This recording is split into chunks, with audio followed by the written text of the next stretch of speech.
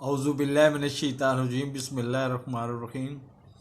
अभी बिलावल भुट्टो जरदारी साहब का बयान आया था, उसके ऊपर वीडियो में अपलोड मैंने की थी।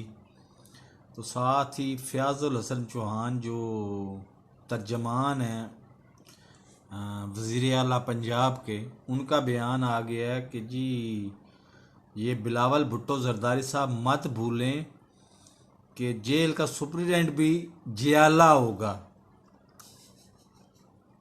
तो अब मुझे हंसी आ रही है कि अगर अल्लाह ना करे जेल का सुप्रीडेंट जियाला होगा और लाहौर जेल, अगर वो लाहौर जेल में जाते हैं तो वहाँ तो मुफ्ती अजीज़ और रहमान भी होगा जो मियाँ वाली का रहने वाला है और 90 साल उसकी उम्र है और उसके करतूत आपको पहले ही पता है।